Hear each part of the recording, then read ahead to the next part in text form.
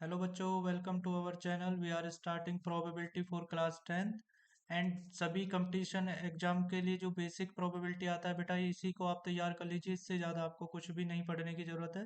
ठीक है, अगर आपका 11th और आईआईटी लेवल का एग्जाम्स है तो फिर मैं आपको ऑब्वियसली प्रोबेबिलिटी जो एडवांस लेवल की है उसको भी एक्सप्लेन करूंगा। सीयूटी के लिए भी प्रोबेबिलिटी जितना आता है वो सब एक्सप्लेन करूंगा। फिलहाल हम फोकस करते हैं 10th क्लास में आने वाली प्रोबेबिलिटी पर। तो क्या होता है प्रोबेबिलिटी बेटा? देखिए, हम डे टू डे लाइफ में बहुत सारे अजम्पशन सेट करते हैं, हाइपोथेसिस बनाते हैं। तो लाइक हम जैसे कोई भी क्वेश्चन कर रहे हैं, जैसे इसमें मैंने फर्स्ट पार्ट में लिया हुआ है कि क्या आज बारिश हो सकती है दोपहर के बाद, probably it will be probably rain in afternoon. अगर हम इस पे डिस्कशन करते हैं तो ये एक हमारा स्टेटमेंट है, अजम्पशन है कि हम अनसर्टेनिटी को अजम्पशन हाइपोथेसिस तैयार कर रहे हैं। ठीक है, लाइक अगर आप क्रिकेट देखना या खेलना पसंद करते हैं और इस समय आईपीएल का समय आ रहा है, तो आईपीएल में कौन सी टीम के जीतने के चांसेस है, तो आप क्या करेंगे इस सीरीज में या इस ईयर इस टीम के जीतने के चांसेस है, ये आप क्या कर रहे हैं कि एक अजम्पशन कर रहे हैं, हाइपोथेसिस तैयार कर रहे हैं। ठीक है, तो ऐसे जो अनसर्टेनिटी होती है उसको कैसे मेजर किया जाए कि ये होगा नहीं होगा, होगा तो कितने परसेंट होगा, कितने चांसेस हैं। इन सब चीजों को डील करने के लिए हम क्या पढ़ते हैं बेटा? प्रोबेबिलिटी। तो इंट्रोडक्शन ऑफ प्रोबेबिलिटी क्या है? तो ठीक है, probability means uncertainty about the happening of event. तो प्रोबेबिलिटी क्या है? There is uncertainty about the happening of the event, the probability measure the uncertainty of an event. तो प्रोबेबिलिटी क्या होती है बेटा? एक मेजरमेंट होती है अनसर्टेनिटी की, जो हम अजम्पशन करते हैं उस अजम्पशन की एक मेजरमेंट को डिफाइन करती है न्यूमेरिकली। वो क्या होता है बेटा? प्रोबेबिलिटी होता है। और इसकी वैल्यू कहाँ से कहाँ तक लाई करती है? 0 to 1 में। ठीक है, तो बिना टाइम वेस्ट करते हुए चलिए हम स्टार्ट करते हैं प्रोबेबिलिटी के बारे में डिस्कशन करना। तो प्रोबेबिलिटी क्या है? अभी मैंने बताया, measurement of uncertainty of an event is called probability. और इसकी वैल्यू हमें क्या होती है? 0 to 1 तक लाई करती है। और यहाँ पर ध्यान रखिएगा, अगर प्रोबेबिलिटी की वैल्यू 0 है तो इम्पॉसिबल इवेंट है वो। ठीक है, और अगर हमारी प्रोबेबिलिटी की वैल्यू 1 है तो वो श्योर इवेंट है। ये बस आप अभी ध्यान रखिएगा, बाकी सब कुछ डिटेल में एक्सप्लेन हम करेंगे। Probability is widely use in weather forecast. तो जैसे हम वेदर के बारे में कोई भी फोरकास्टिंग के बारे में भविष्यवाणी करना चाहते हैं मौसम के बारे में, तो वहां पर हम प्रोबेबिलिटी का यूज करते हैं कि अच्छा 3 दिन में इतनी बारिश हुई है तो मे बी आज इतना और बारिश हो सकता है। ठीक है, तो ये क्या है? प्रोबेबिलिटी है। ठीक है, अगर हमें कोई स्पोर्ट्स की स्ट्रेटजी बनानी है कि हमारी पिछली टीम ने इतने रन बनाए थे, इतने विकेट गिर गए थे, या इस तरह से कोई भी कि बॉलर ने इतने विकेट लिए तो ये अगले मैच में अच्छा परफॉर्म करेगा नहीं करेगा, इन सब तरह की स्ट्रेटजी को डील करने के लिए, कोई गोल करेगा प्लेयर नहीं करेगा, हॉकी में कितने गोल उसने जो ना ब्लॉक किए थे, तो इस तरह से जितने भी स्ट्रेटजी होती हैं स्पोर्ट्स टीमों की, वो सब हम किसकी हेल्प से बनाते हैं बेटा? पिछले रिकॉर्डों के बेस पर हम एक अजम्पशन तैयार करते हैं, एक प्रेडिकेशन तैयार करते हैं, और वही प्रोबेबिलिटी कहलाता है। और उसी के बेस पर हम स्ट्रेटजी तैयार करते हैं। जैसे स्टॉक मार्केट में कि किस में रुपया लगाने से हमें बेनिफिट हो सकता है, इसके शेयर मार्केट में अभी अमाउंट ये चल रहा है तो ये ग्रो कर रहा है, तो आने वाले 5 साल में ये कितना ग्रो करेगा। ये सब चीजें क्या है? ये सब एक अजम्पशन है। ये हमारी स्ट्रेटजी बनाने में हेल्प करने करता है। और इसी यही सब क्या है? एप्लीकेशन ऑफ प्रोबेबिलिटी है। जैसे फिजिकल साइंस में भी कि बहुत सारे लॉस हैं कि इससे कितना रिजल्ट आएगा। ठीक है, ये बाइक इस स्पीड से जा रही है तो नेक्स्ट 5 मिनट में ये कितनी स्पीड गेट कर लेगी। तो ये सब चीजें हम क्या है? प्रोबेबिलिटी की हेल्प से ही समझ पाते हैं। बायोलॉजिकल साइंस में कि अभी इस कोई पेड़ है उसमें ये हमने केमिकल लगाया तो उसमें कितना ग्रोथ आ रहा है, कोई फसल है या कुछ भी है। और मेडिकल साइंस में भी जैसे कि अगर मान लीजिए कोरोना की एक लिए लेयर आई थी कि इसी में कि ये कितना स्प्रेड हुआ, कब तक ये खत्म हो जाएगा, कौन सी दवाई इस पे काम कर रही है, वैक्सीन लगने से क्या होगा। तो ये सब चीज़ों में प्रोबेबिलिटी हमें फ्यूचर के लिए तैयार करने में और प्रोडिक्शन करने में हेल्प करता है। ठीक है, तो इसकी कुछ इंपॉर्टेंट टर्म्स हैं। सबसे इंपॉर्टेंट टर्म्स है बेटा एक्सपेरिमेंट। क्या होता है? तो एक operation that produce some well defined outcomes. तो एक ऑपरेशन जो कुछ हमें प्रोड्यूस करता है well defined outcomes, that is called experiment. जैसे अगर हम एक टॉस करते हैं कॉइन को, तो उससे हमें दो आउटकम्स मिलते हैं, या तो हेड आएगा या तो टेल आएगा। तो वो जो हमने टॉसिंग की वही हमारा क्या है बेटा? एक्सपेरिमेंट है। एक डाइस को हमने रोल किया, तो अगर हम डाइस को रोल करते हैं तो उस पे 1 2 3 4 5 6 में से कोई भी नंबर आ सकता है, तो वो भी हमारा एक ऑपरेशन है, ठीक है। और इसी ऑपरेशन को हम क्या कहते हैं बेटा, एक्सपेरिमेंट कहते हैं। और ये जो रिजल्ट आए हैं, the possible result of an experiment is called outcomes. तो ये जो रिजल्ट आते हैं इन्हीं को हम क्या बोलते हैं बेटा, आउटकम्स बोलते हैं, ठीक है। तो जैसे हमने कोई टॉस किया कॉइन को, तो उससे जो हेड आया वो भी एक आउटकम्स है, और जो टेल आया वो भी एक हमारा आउटकम्स है। ट्रायल क्या होता है, ट्रायल एक एक्शन होता है दैट रिजल्ट इन वन और सर्वल आउटकम्स। तो ट्रायल क्या होगा कि हम रिपीटेशन में उसी एक्सपेरिमेंट को कर रहे हैं, तो रिपीटेशन से वो कितने टाइम हमने उसको रिपीट किया अपने एक्सपेरिमेंट को, दैट इज कॉल्ड ट्रायल, ठीक है। अगर हमने जैसे एक कॉइन को 30 टाइम्स टॉस किया, तो each toss of the coin is trial, तो वो सभी क्या है, हमारा एक ट्रायल है। तो आई होप कि आपको ये तीनों टर्म्स हमारी समझ में आई होंगी, ठीक है। प्रोबेबिलिटी में जो यूज होती है, इनके बिना आपको प्रोबेबिलिटी समझना पॉसिबल नहीं है। तो वीडियो के साथ बने रहिए लास्ट तक, बहुत सारी चीजें आप समझेंगे, और लास्ट में हम क्वेश्चन प्रैक्टिस भी करेंगे। चलिए, तो नेक्स्ट है बेटा हमारा इवेंट क्या होता है। तो इवेंट क्या होता है कि अगर हमने देखिए the collection of some outcomes, अगर हमने कोई एक्सपेरिमेंट किया है, ठीक है, उससे कुछ आउटकम्स आया है, तो आउटकम्स का हमने क्या कर लिया, कलेक्शन कर लिया उनमें से कुछ सम आउटकम्स का, तो वही हमारा क्या कहलाता है बेटा, इवेंट कहलाता है। और जनरली इसको किससे डिनोट करते हैं, ई से, ये याद रखिएगा आप, ठीक है। जैसे हम रोल कर रहे हैं डाइस को, और उससे ऑड नंबर कितने आए हैं, तो कितने ऑड नंबर्स हम प्राप्त कर सकते हैं, तो क्या है ऑड नंबर्स, देखिए 1 3 एंड 5, तो ये हमारा क्या हो जाएगा, इवेंट हो जाएगा, ठीक है। तो एक इसको डाइस को रोल करने पे हमारे ऑड नंबर्स आना, ये हमारा क्या हो जाएगा, हमारे लिए एक इवेंट हो जाएगा। अब एलिमेंट्री इवेंट्स क्या होता है कि अगर ये जैसे हमने भाई डाइस के लिए तो 3 होंगे ना ऑड नंबर, तो अगर हमारा कोई एक ही पर्टिकुलर पॉइंट या एक ही आउटकम्स पे अगर हम फोकस कर रहे हैं, तो अगर एक ही आउटकम्स को हम यूज कर रहे हैं, ओनली वन आउटकम्स को हम यूज कर रहे हैं अपने एक्सपेरिमेंट के, तो वो कहलाता है एलिमेंट्री इवेंट, ठीक है। कंपाउंड इवेंट क्या होता है कि अगर हम दो इवेंटों को कंबाइन कर रहे हैं, ठीक है, if it is obtaining by combining, तो अगर हम दो और दो से अधिक एलिमेंट्री इवेंट्सों को कंबाइन कर रहे हैं, तो वो हमारा क्या होता है बेटा, कंपाउंड इवेंट होता है। मतलब हमने एलिमेंट्री इवेंट्स कुछ जो हमें मिले हैं उन सबको कंबाइंड कर दिया, तो वो हमारा कंपाउंड इवेंट कहलाएगा, मतलब मिक्स इवेंट कहलाएगा, ठीक है। इक्वली लाइक आउटकम्स क्या होते हैं, तो देखिए आपको क्या होता है कि कुछ एक्सपेरिमेंट को अगर हम रिपीट करेंगे, तो हमारे जो रिजल्ट हैं वो लगभग लगभग फिक्स होते हैं। जैसे अगर हम एक टॉस करेंगे किसी कॉइन की हेल्प से, तो हमारा हेड टेल ये हमारे दोनों आउटकम्स फिक्स हैं। तो ऐसे ही हर बार टॉस करने पर जो हमारे एक्सपेरिमेंट से जो आउटकम्स आएंगे वो फिक्स हैं, तो वो इक्वली लाइकली आउटकम्स होते हैं। When each outcomes of an experiment is as likely to occurs as the other, मतलब जब दोनों ही सेम प्रोबेबिलिटी रखते हो या दोनों के आने के चांसेस सेम हो, तो इक्वली लाइकली आउटकम्स होते हैं, ठीक है। जैसे अगर हम कहें कि when a die throw in a 6 outcomes, तो जब एक क्या नाम है, एक डाइस फेंका जाएगा, तो 6 आउटकम्स आएंगे, कि या तो 1 आएगा, या तो 2 आएगा, या तो 3 आएगा, 4 5 6, ऐसे 6 आएंगे ना। और 6 के आने के चांसेस क्या है बेटा, सेम है। तो जब सभी के चांसेस सेम है, तो ये सभी क्या है, इक्वली लाइकली आउटकम्स है। ये हमारी इंपॉर्टेंट टर्म्स थी। नेक्स्ट हमें क्या पढ़ना है बेटा, प्रोबेबिलिटी कितने टाइप की है। तो there are 2 types of probability. Number एक थ्योरेटिकल, ठीक है, थ्योरेटिकल अप्रोच में अगर हम इसको देखें, तो नंबर एक है एक्सपेरिमेंटल प्रोबेबिलिटी, और नंबर दो है थ्योरेटिकल प्रोबेबिलिटी। तो ठीक है, there are 2 types of probability.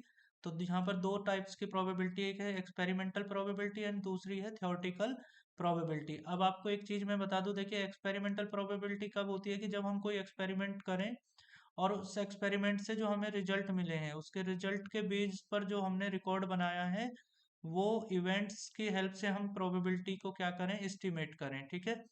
These probability are only estimate, मतलब किसकी हेल्प से एस्टिमेट की जाती है बेटा, experimental probability are base of result of actual experiment, मतलब हम वास्तव में एक्सपेरिमेंट करें, और फिर उससे जो रिजल्ट आ रहे हैं उनके बिहाफ पर हम कुछ प्रोबेबिलिटी की जो एस्टिमेशन है वो करें, ठीक है। तो वो कहलाती है हमारी एक्सपेरिमेंटल प्रोबेबिलिटी।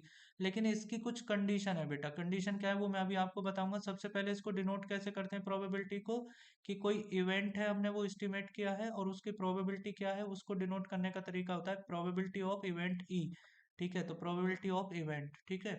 और इसको एक्सपेरिमेंटल प्रोबेबिलिटी को एम्पेरिकल प्रोबेबिलिटी भी बोलते हैं, ये याद रखिएगा। इसका फॉर्मूला होता है number of trial in which the event happened, जिसमें वो इवेंट हैपेंड हुआ है वो कितने नंबर ऑफ ट्रायल थे, और नंबर ऑफ टोटल ट्रायल्स कितने थे, उन दोनों का डिवाइड कर दीजिए तो हमें नंबर ऑफ इवेंट्स की प्रोबेबिलिटी पता चल जाती है। अब देखिए इसकी कुछ लिमिटेशंस हैं कि एक्सपेरिमेंट आप हर टाइम नहीं कर सकते, ये मोस्ट क्या होते हैं, तो certain experiment can not be repeated such as may be very expensive और अनफेसिबल, तो ये कंडीशन तैयार करना और ये बहुत एक्सपेंसिव हो सकते हैं, तो सभी टाइप के एक्सपेरिमेंट तो नहीं किए जा सकते। जैसे मान लो हम कोई सैटेलाइट लॉन्च करना चाहते हैं और फिर हम उससे कैलकुलेट करना चाहते हैं उसकी जो ना एक्सपेरिमेंटल प्रोबेबिलिटी उसके फेलियर होने की ड्यूरिंग लॉन्चिंग, तो ये बार बार सैटेलाइट लॉन्च करने में बहुत एक्सपेंसिव आता है, तो ये सब चीज़ें करना हमारे लिए टिपिकल है। इसलिए एक्सपेरिमेंटल प्रोबेबिलिटी से ज़्यादा हम किस पे डिपेंड रहते हैं बेटा, जो हमारे क्या है थियोरेटिकल प्रोबेबिलिटी है या जो हमारे रिसेंट रिजल्ट्स हैं उनके बेस पर हम इसको डिफाइन एस्टिमेट करते हैं, ठीक है।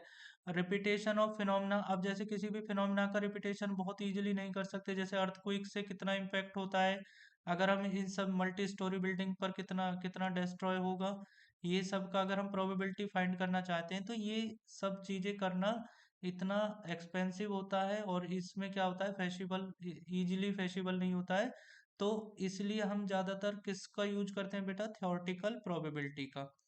ठीक है, तो थ्योरेटिकल प्रोबेबिलिटी क्या है, वो डिफरेंट टाइप की प्रोबेबिलिटी है। इसमें क्या होता है कि हम एक्सपेरिमेंट नहीं करते, हम अजम्पशन करते हैं, ठीक है। इसको क्लासिकल प्रोबेबिलिटी भी बोलते हैं।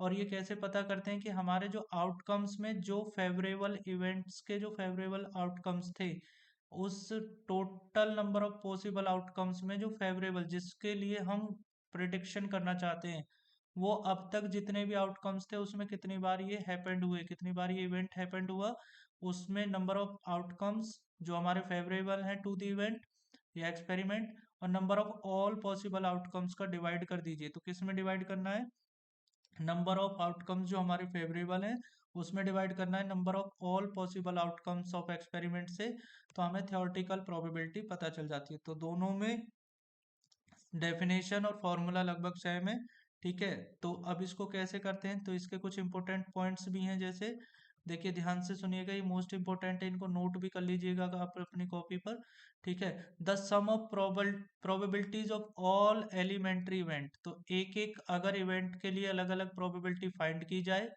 फिर उनका सम किया जाए, तो वो सभी का जो सम है वो किसके इक्वल आता है बेटा, 1 के इक्वल आता है। तो एक तो ये नोट कर लीजिए, मोस्ट इंपोर्टेंट है।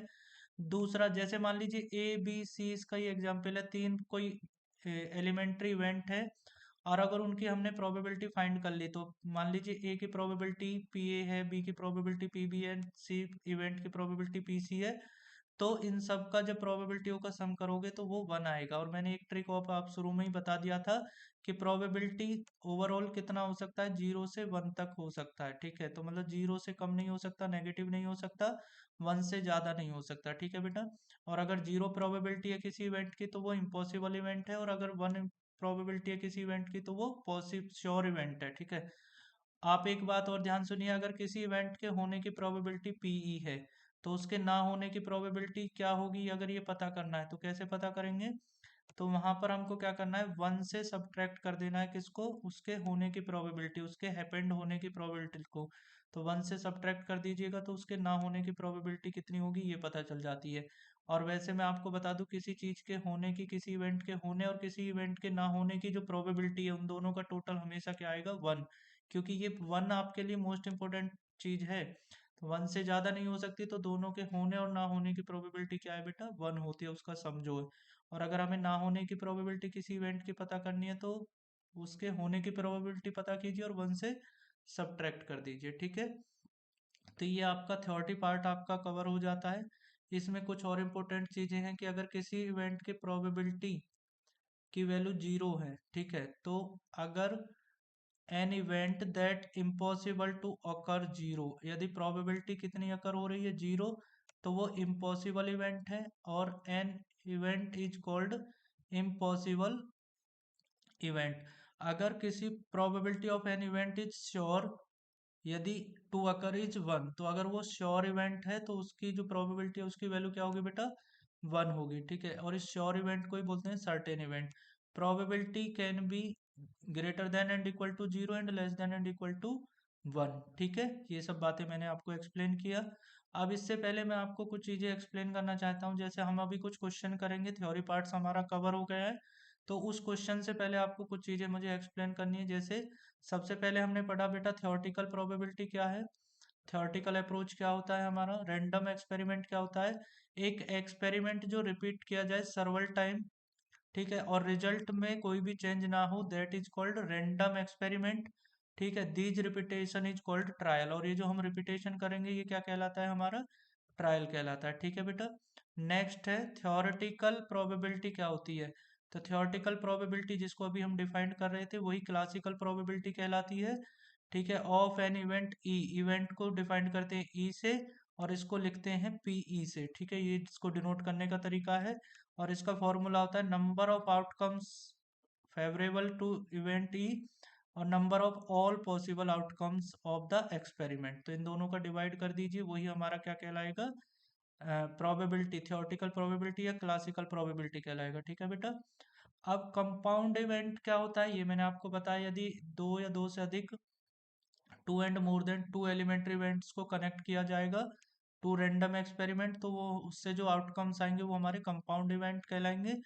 अभी मैं आपको एक क्वेश्चन कराऊंगा जिसमें हम दो डाइस को एक साथ थ्रो करेंगे, तो उससे हम देखना कंपाउंड जो इवेंट है वो कैसे डेवलप करते हैं, वो आपको अभी क्वेश्चन से एक्सप्लेन करूंगा, ठीक है। अकरेंस ऑफ एन इवेंट क्या होता है, तो जो एक इवेंट है उसका random experiment is called said occurrence, occur, and इसके जो एलिमेंट्री इवेंट के कोरेस्पॉन्डिंग इवेंट जो हमारा होगा वो हमारे आउटकम्स होंगे, ठीक है। इम्पॉसिबल इवेंट क्या होता है, तो अगर अभी आपको बताया कि अगर उसकी इम्पॉसिबल इवेंट होगा यदि उसकी प्रोबेबिलिटी की वैल्यू क्या आ जाए बेटा, ऑलवेज जीरो रहे, ठीक है। और ये अभी आपको एक्सप्लेन किया है। श्योर इवेंट क्या होगा, जब उसकी वैल्यू क्या रहे, वन रहे, और नॉट हैपेंड, किसी इवेंट के होने और ना होने की कंडीशन में क्या रिलेशन है कि उसके होने की कंडीशन को यदि वन से सब्ट्रैक्ट कर दिया जाए तो उसके ना होने की जो प्रोबेबिलिटी है वो पता चल जाती है, ठीक है। अभी इसमें हमें जो क्वेश्चन करेंगे बेटा उसमें कुछ हमारे पार्ट्स यूज होंगे, जैसे कार्ड्स क्या होते हैं, तो यहाँ पर कार्ड्स आप ताश जो होते हैं वो क्या होते हैं, a pack of card consist four suits, उसमें फोर टाइप्स होते हैं। नंबर एक स्पेड्स, जिसका ये सिंबल होता है, एक हार्ट्स होते हैं उसमें, ठीक है। डायमंड्स होता है जिसके सिंबल भी मैंने यहाँ पर दिखाया हुआ है, क्लब होता है, ठीक है। तो ये चार टाइप्स के हमारे कार्ड्स में ग्रुप होते हैं, और सभी ग्रुप्स में कितने कार्ड्स होते हैं, 13 कार्ड्स होते हैं। टू से लेके 10 तक नंबर होते हैं, ये कुछ बातें हैं जिन्हें आप नोट कर लीजिए। उसके बाद जो 11th वाला नंबर होता है वो जैक होता है, जे से डिनोट किया होगा। क्वीन वाला है वो भी क्यू से डिनोट होगा। एक हमारा फर्स्ट वाला जो नंबर है वो एस होता है, और लास्ट वाला हमारा किंग होता है। तो ये सभी बातें पहले आप नोट कर लीजिएगा, जिससे आपको ओवरऑल कार्ड्स कैसे, उससे जब क्वेश्चन बनेंगे तो आपको दिक्कत नहीं आएगा, ठीक है। अब आप देखिए इसमें जो 13 है इसमें दो ब्लैक वाले होते हैं ग्रुप, तो दो ब्लैक वाले ग्रुप का मतलब 26 कार्ड हमारे रेड होंगे और 26 कार्ड ही हमारे ब्लैक होंगे, जिसमें 13 कार्ड हमारे हार्ट वाले होंगे, 13 कार्ड हमारे डायमंड वाले। तो ये दोनों हमारे हार्ट वाले और डायमंड वाले दोनों कार्ड्स हमारे कैसे हो गए बेटा, रेड हो गए। और स्पेड और क्लब वाले हमारे दोनों कार्ड हमारे कैसे हो गए बेटा, ब्लैक हो गए। और इसमें क्या होता है, 2 से लेके 10 तक तो हमारी नंबरिंग है, फिर उसके बाद हमारा एस, किंग, जैक और क्वीन ये हमारे फेस कार्ड है। तो इसको आप अच्छे से अपनी नोटबुक पे बना लीजिए। और ये फेस कार्ड कैसे होते हैं, तो यहाँ पर मैंने आपको दिखा रखा है, ये देखिए। इसमें ये एस कार्ड को डिफाइन करता है, और ये 2 से नंबर 9 तक ऐसे ही वैल्यूज होंगी। फिर जैक, क्वीन एंड किंग, तो इसमें दो ब्लैक वाले ग्रुप होते हैं, दो रेड वाले ग्रुप होते हैं। ये आप ध्यान रखिएगा क्योंकि क्वेश्चन करने में फिर आपको उतना ही आसानी होगी, ठीक है। अब आपको बेटा कॉइन्स के बारे में बात करना है, तो कॉइन्स क्या होते हैं, देखिए कॉइन्स हैं, तो इनमें दो पार्ट्स होते हैं, एक हेड पार्ट होता है, एक टेल पार्ट। तो जिधर नंबर लिखा होता है वो टेल, और जिधर ये हमारा जो सिंबल्स बना होता है, ठीक है, संविधान का, ठीक है। तो ये वाला जो ग्रुप्स है, ये वाला जैसे कहीं इंडिया का वो बन जाएगा, कहीं मैप बनेगा, कहीं पर ये कोई ऐसे डायग्राम बनेगा, तो ये हमारा हेड कहलाता है। और जिधर हमारा वो नंबर्स लिखा होता है कि ये कितने पैसे का है, ठीक है, ये कितने मतलब 1 रुपया है, 5 रुपया है, या पैसे में है तो 25 पैसे, 50 पैसे, ये ऐसे। तो ये सब हमारे 2 रुपीज का एक सिक्का, ठीक है। तो ये हमारे कॉइन्स जो होते हैं इसमें दो पार्ट्स होते हैं, एक होता है हेड पार्ट और एक होता है टेल पार्ट। ठीक है, तो हेड और टेल इसमें दो ही पार्ट्स होते हैं, ठीक है। अब आपको नेक्स्ट हमें इसमें क्वेश्चन जो करने पड़ते हैं वे बेटा डाई से रिलेटेड करने पड़ते हैं। तो ये जो डाई होता है, ये आप लूडो खेलते हैं या स्नैक एंड लैडर आप वाला गेम खेलते हैं, तो आप उसमें देखते हैं कि ये वाला जो डाई है इसको थ्रो करते हैं, तो इसको थ्रो करते हैं तो इस पे नंबर लिखे होते हैं 1 to 6, और ये जो 1 to 6 है यही हमारे इनके आउटकम्स बनते हैं। अब ठीक है, तो इनसे रिलेटेड अब हम जब क्वेश्चन करेंगे तो ये सारी चीजें आप यूज करेंगे। मैं बता रहा हूँ, अगर आपने ये वीडियो अच्छे से देख लिया तो आपको किसी भी प्रकार के क्वेश्चनों को करने में दिक्कत नहीं आएगा। देखिए, फर्स्ट क्वेश्चन हमारा इसी पे बेस है कि an unbiased die is thrown, what probability of getting. तो अगर एक अनबाइस्ड डाइस को फेंका जाता है तो probability of getting multiple of three, three के मल्टीपल गेट करने की क्या प्रोबेबिलिटी होगी। पहला क्वेश्चन, एन इवन नंबर और ए मल्टीपल, तो एक इवन नंबर भी आ जाए या मल्टीपल ऑफ थ्री आ जाए, दोनों की प्रोबेबिलिटी क्या होगी। और लास्ट वाला इसी में क्वेश्चन है कि multiple of three, let E be the event getting multiple of three. अब यहाँ भी मल्टीपल ऑफ थ्री, अच्छा ये दोनों दो ही क्वेश्चन है, थर्ड क्वेश्चन नहीं है यही। तो देखिए मल्टीपल ऑफ थ्री क्या होगा। अब आप बताइए, सबसे पहले आपके पास नंबर ऑफ डाई, जब डाई को थ्रो करेंगे तो नंबर ऑफ आउटकम्स कितने हैं बेटा, 6। तो नंबर ऑफ आउटकम्स हो गए हमारे 6, और मल्टीपल ऑफ थ्री इसमें से कौन कौन है, 3 और 6, तो वो कितने हो गए हमारे 2। अब बस आंसर आ जाएगा कि टोटल फेवरेबल जो जिसकी हमें प्रोबेबिलिटी पता करनी है वो कितने हैं, 2 हैं। नंबर ऑफ आउटकम्स फेवरेबल, तो फेवरेबल आउटकम्स कितने हैं, 2, और नंबर ऑफ टोटल आउटकम्स कितने थे, 6, तो आंसर हो जाएगा 2/6। तो 2/6 आप देख पा रहे हैं, ये कैसे आया अब तो समझ में आ गया होगा, आसान लग रहा होगा। एंड इसका आंसर क्या हो जाएगा बेटा, 2 से ये 1 टाइम कैंसिल हो जाएगा और ये 2 से 3 टाइम। तो 1/3 is the probability of getting multiple of three. ठीक है, सेकंड है हमारा कि इवन नंबर आए, तो भाई इवन नंबर इसमें से है कौन कौन से, देखिए 2, 4 एंड 6। अब इसमें से एक चीज और ऐड कर दी उसने कि देखिए 2, 4 एंड 6, तो इवन नंबर आए और करके लिख दिया कि मल्टीपल ऑफ थ्री आए, तो मल्टीपल ऑफ थ्री में 3 और 6 आते हैं ये दोनों, लेकिन 6 ऑलरेडी आ गया, तो सेट में रिपीटेशन अलाउड नहीं है, ठीक है बेटा। तो रिपीटेशन इसका अलाउड नहीं है, तो टोटल नंबर ऑफ आउटकम्स कितने हो गए जिसके लिए हम प्रोबेबिलिटी गेट करना चाह रहे हैं, 4। तो 4 में 6 से डिवाइड कर दो, क्योंकि नंबर ऑफ आउटकम्स तो एक डाइस को फेंक कर ये थ्रो करने पर कितना आएगा बेटा, 6 ही आएगा। तो आंसर आ गया 4/6, इट मीन्स 2/3, 2 से कैंसिल कर दो 4 को और 6 को, तो आंसर। तो देखिए इतने आसान क्वेश्चन होते हैं प्रोबेबिलिटी के, बट आपका कॉन्सेप्ट क्लियर हो जाए एक बार। तो कॉन्सेप्ट मैंने आपको एक्सप्लेन किया है, अगर आपको समझ में आया है तो इस वीडियो को लाइक और शेयर जरूर कर दीजिएगा, ज़्यादा से ज़्यादा बच्चों को ये चीज़ें कॉन्सेप्ट पहुंच जाए, उनकी हेल्प हो जाएगा। और आप लोगों का भी रिवीजन आप लोग इसी से करते रहिएगा, जिससे आपका कॉन्सेप्ट पे कमांड बनता रहेगा। ठीक है, find the probability of getting. अब हमने कोई कार्ड को सफल किया, तो कार्ड क्या होते हैं बेटा, मैं आपको बता दूं 52 कार्ड्स हैं, अभी आपको डिस्क्राइब किया है। ठीक है, उनमें एक किंग ऑफ ब्लैक कलर आए, तो ब्लैक कलर का किंग आए इसकी क्या प्रोबेबिलिटी है। तो आप देखिए ब्लैक कलर के किंग होते कितने हैं, तो मैंने आपको बताया इसमें देखिए ब्लैक कलर के किंग होते कितने हैं, तो ब्लैक कलर के भाई दो किंग होते हैं, ये वाला और ये वाला। ठीक है, तो दो किंग होते हैं ब्लैक कलर के, और तो 52 में से 2 ब्लैक कलर के किंग को फाइंड करने की कितनी प्रोबेबिलिटी होगी। तो आप देखिए 2, आंसर आ गया हमारा फेवरेबल आउटकम्स का। ठीक है बेटा, और ओवरऑल कितने कार्ड्स हैं, 52। तो नंबर ऑफ आउटकम्स जो फेवरेबल हैं and to event, and number of all possible outcomes, तो दोनों का डिवाइड कर दो, आंसर आ जाता है। तो कितने सिंपल क्वेश्चन है, समझ में आ रहा है।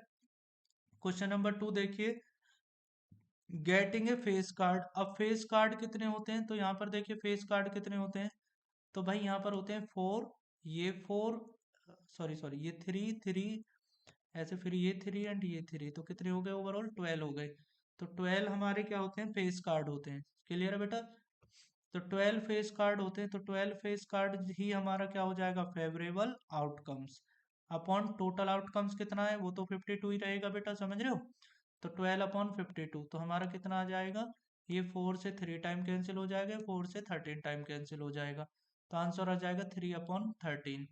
अब गेटिंग ए जैक, अब जैक को गेट करने का, अब जैक कितने होते हैं, 2 रेड जैक होते हैं, 2 ब्लैक जैक होते हैं। जैक होते हैं, ठीक है। तो ये कितना हो गया बेटा 4। तो टोटल हमारे फेवरेबल आउटकम्स कितने हैं 4, और ओवरऑल तो हमारा 52 रहेगा। देखिए कितने आसान क्वेश्चन है, अब आसान लग रहा है ना।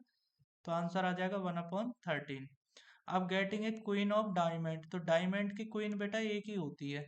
तो डायमंड की एक ही क्वीन होगी, तो फेवरेबल आउटकम्स हमारे क्या हो जाएंगे 1, और अपॉन कितना हो जाएगा 52, जितने नंबर ऑफ टोटल कार्ड्स हैं।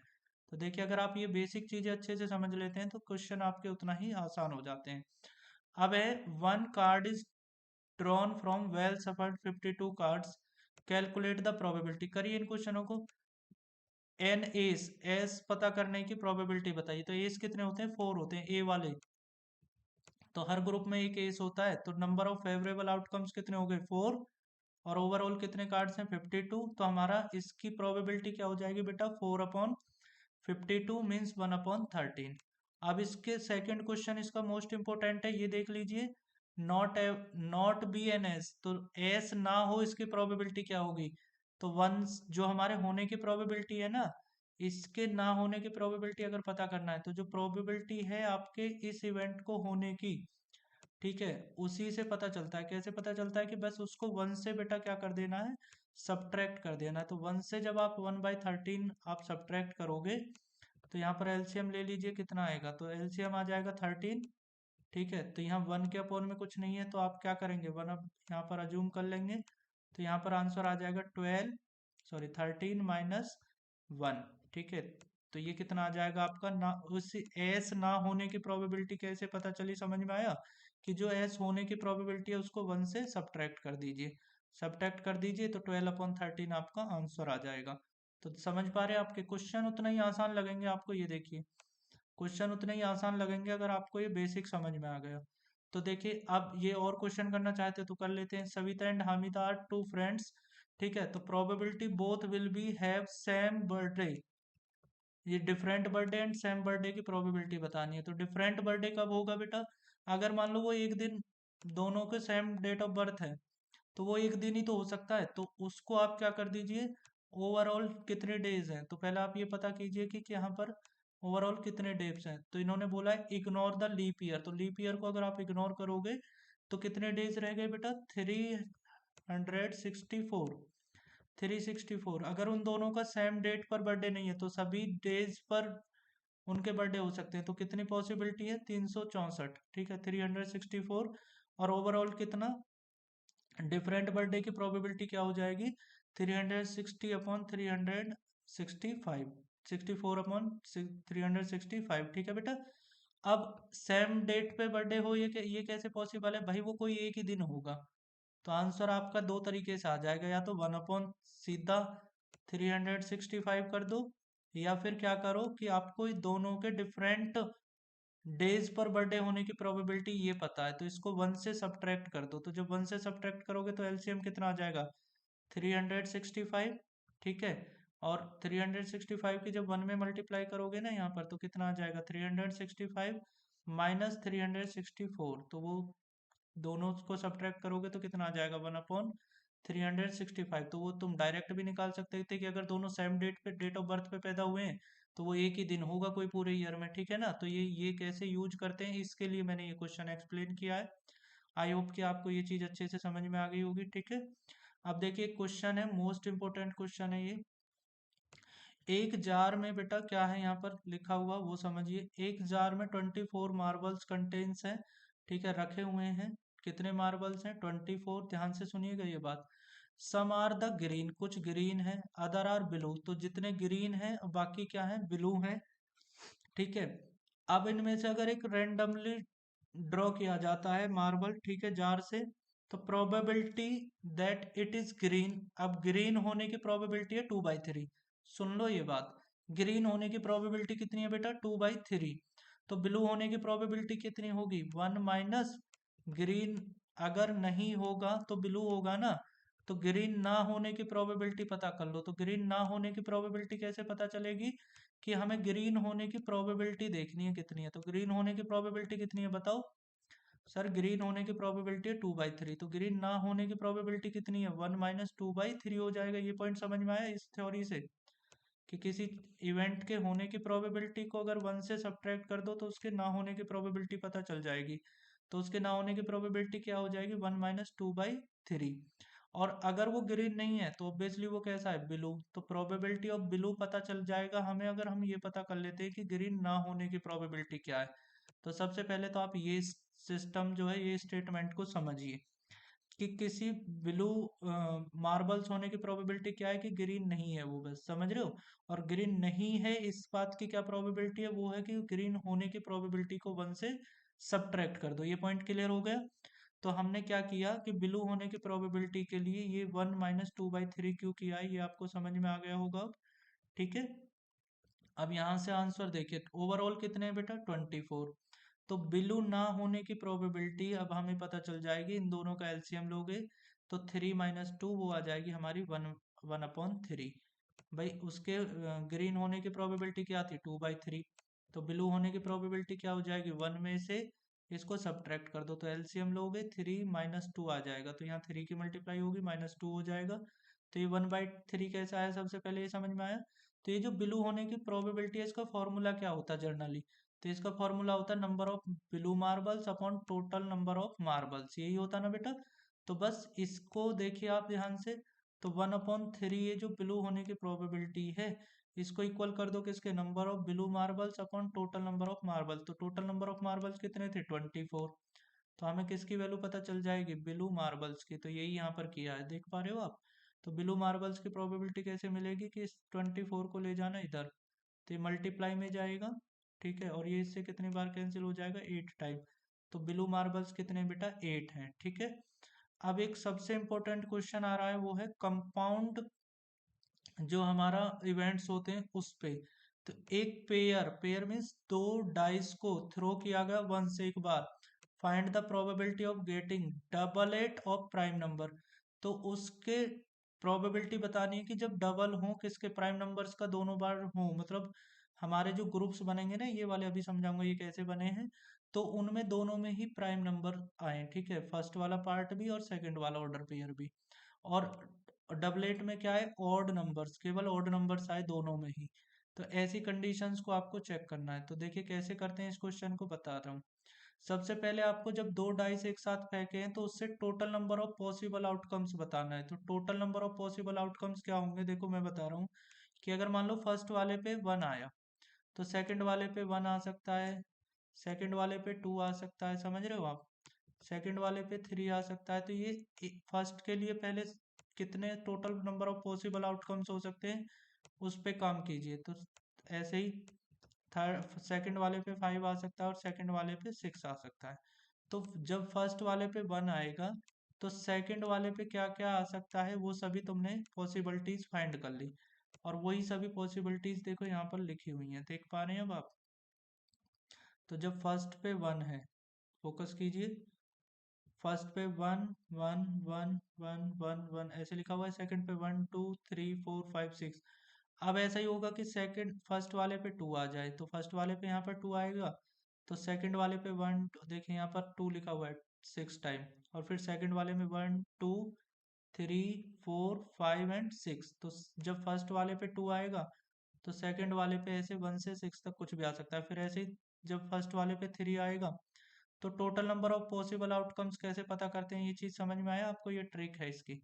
तो कैसे पता करते हैं कि जब फर्स्ट वाले पे 3 आएगा तो फिर बाकी सेकंड वाले पे कुछ भी आएगा। ऐसे ही 4 के लिए, 5 के लिए एंड 6 के लिए। तो ये टोटल कितने हो जाएंगे कि 1 के लिए 6 थे, 2 के लिए 6 थे, फिर 3 के लिए 6 हैं, फिर 4 के लिए 6 हैं, फिर 5 के लिए ऐसे ही बेटा कितनी रिपीटेशन आएगा, ये 6 टाइम, और ऐसे ही 6 के लिए भी 6 हैं। तो इसका मतलब सभी वैल्यूओं के लिए 6 6 वो हैं ग्रुप्स। तो ओवरऑल कितने आउटकम्स हो गए, 36। तो जब दो डाइस को एक साथ थ्रो किया जाएगा तो टोटल नंबर ऑफ आउटकम्स कितने हो जाएंगे, 36। अब हम बात करेंगे क्वेश्चन नंबर फर्स्ट पे। तो प्राइम नंबर आए दोनों ही, तो दोनों प्राइम नंबर कब पॉसिबल है, तो देखिए मैं आपको यहाँ पर बताता हूँ दोनों प्राइम नंबर कब पॉसिबल है। ठीक है, तो दोनों प्राइम नंबर कब पॉसिबल है बेटा, यहाँ पर देखिए, फोकस करिए। ठीक है, तो ये हाईलाइट कर देता हूँ। तो दोनों प्राइम नंबर कब होंगे, तो देखिए 1 1 क्या प्राइम नंबर होता है? तो 1 को कभी भी प्राइम नंबर में कंसीडर नहीं करते हैं, याद रखिएगा, ये गलती से भी मत कर दीजिएगा, बस आपको समझाने के लिए किया। तो सबसे पहला प्राइम नंबर होता है 2, फिर 3, ठीक है, फिर 5। अब आप देखिए, अगर इसमें 2 है तो इसमें 3 है, ठीक है। तो अब आप देखिए कि अगर दोनों ही हमारे क्या हों, प्राइम नंबर्स हों, उसका डबलेट करना है। अगर ये वर्ड नहीं लिखता तो हम इसको भी लेते, समझ रहे हो आप, हम इसको भी लेते, हम 3 और 2 को ये वाले वैल्यू भी लेते। लेकिन उसने कहा है उसका डबलेट करना है, मतलब हमें उसका डबल करना है, मीन्स हमें फर्स्ट पार्ट भी वही रखना है और सेकंड पार्ट भी वही रखना है। ये एक वर्ड ने, देख रहे हो आपको लैंग्वेज में किस तरह से डीलिंग की है। तो आपका ये वाले आंसर रहेंगे जो केवल आपको इस ओवरऑल आउटकम्स में से कंसीडर करने हैं। तो ये कितने हैं बेटा? 3 हैं, ठीक है। और 3/36 तो आप समझ ही सकते हैं कितने होंगे। तो 3/36 हमारा हो जाएगा 1/12। This is the probability of doublet of prime number. Clear? चलिए, नेक्स्ट है हमारा डबलेट ऑफ ऑड नंबर्स। तो डबल ऑफ ऑड नंबर्स क्या होते हैं? देखिए, ऑड नंबर होगा 1, 6 तक ही तो देखना है ऑड नंबर क्या होता है, 1, 3 एंड 5। और इनका डबल कितनी बार होगा? तो इनका डबल होगा ये फिर से 3 टाइम। तो इसका भी आंसर कितना आ जाएगा बेटा हमारा? 3/36, दैट इज 1/12, ठीक है। अब एक और क्वेश्चन है इसमें कि अब कॉइन्स वाला क्वेश्चन और है, तो सभी टाइप्स के क्वेश्चन हो जाएंगे इसी से। तो 3 different coins are toss together, तो 3 डिफरेंट कॉइन्स को एक साथ उछाला गया। Find the probability exactly 2 head, मतलब केवल 2 हेड ही कंसीडर करने हैं। एग्जैक्टली 2 हेड का मतलब कितना है बेटा? केवल 2 हेड वाली टर्म्स को लेना है। तो पहले नंबर ऑफ पॉसिबल आउटकम्स तो बना लो। तो देखिए कितने हैं कॉइन्स आर 3 एक साथ टॉस किए गए हैं। तो देखिए क्या होगा, तो जब हेड आएगा फर्स्ट पे, तो सेकंड वाले पे क्या आ सकता है बेटा? फिर वही कंडीशन है कि टेल आ सकता है और हेड आ सकता है। इस पे हेड आ सकता है, इस पे टेल आ सकता है, यही तो चीज होगी भाई। एक देखिए, एक के दो ऑप्शन बन सकते हैं। तो अब इसमें देखिए आपके कितने बन गए, इस पे टेल आया, इस पे हेड आया, तो इसके दोनों सिचुएशन आ गई। इस पे हेड आया, इस पे टेल आया, ठीक है। अब देखिए, अब ये कब था? जब हमारे फर्स्ट वाले पे क्या आ रहा है बेटा? हेड आ रहा है, ठीक है। अब देखिए, तो अब क्या होगा कि तीनों पर ही, ध्यान से सुनिएगा, तीनों पर ही क्या आ सकता है? हेड आ सकता है, ये भी तो सिचुएशन है, ठीक है बेटा। तो तीनों पर ही क्या आ सकता है? हेड। तो पहले आप ऐसे सोचिए, तो आपने फर्स्ट सिचुएशन को अपने माइंड कर लिया। अब देखिए, फर्स्ट पे जब आपने हेड रखा तो ये चीजें हो गई। सेकंड पे आप अब क्या, फर्स्ट पे टेल टेल रख लीजिए। तो मैं यहाँ पर कर रहा हूँ, इसमें टाइम लग रहा है कि देखिए, या तो तीनों पे हेड आएगा या तो पहले दोनों पे हेड आएगा। मतलब फर्स्ट पे हेड है तो हेड टेल और हेड टेल ये चेंज हो सकते हैं। और या फिर दोनों पे क्या आएगा, यहाँ पर मैं लिख देता हूँ कि ये हेड आएगा तो दोनों पे टेल टेल आ सकता है। तो एक के लिए कितने हो गए बेटा? 4 ग्रुप बन गए। अब यहाँ पर क्या करो आप, फर्स्ट के लिए टेल, ऐसे 4 ग्रुप किसके लिए हो जाएंगे? फर्स्ट के लिए, जब फर्स्ट पे टेल आएगा। इससे अलावा तो कुछ नहीं हो सकता, ठीक है। तो ये इस पे या तो टेल आएगा, इस पे या तो हेड आएगा, ऐसे, ठीक है। तो इस पे फिर या तो टेल नहीं आया तो हेड आ सकता है, तो फिर इस पे भी टेल आ सकता है, ये वाली सिचुएशन हो सकती है। या दोनों पे ही हेड आ जाए, इनसे अलग कुछ सिचुएशन नहीं होगा। या दोनों पर ही क्या आ जाए बेटा? टेल आ जाए। तो ये वाले हमारे 4 4 8 ग्रुप बन गए। जो हम तीन कॉइन्स को एक साथ टॉस करते हैं तो उससे जो हमारे आउटकम्स बनेंगे, तो टोटल नंबर ऑफ आउटकम्स कितने हो गए? 8। अब फर्स्ट क्वेश्चन है एग्जैक्टली 2 हेड कहाँ आ रहे हैं? तो इसमें देखिए 3 हेड है, लेकिन एग्जैक्टली 2 हेड्स को काउंट करना है। तो 1, 2 एंड 3, ठीक है बेटा, बाकी सब में नहीं है। तो हमारे ये कितने हो गए? 3 हो गए। और ये 3 कौन कौन से हैं? 2 head head tail, head tail head and head tail head, इस तरह से, ठीक है। ये हमारा इसमें एक स्टेप इधर जाएगा, यहाँ पर लिख लीजिएगा।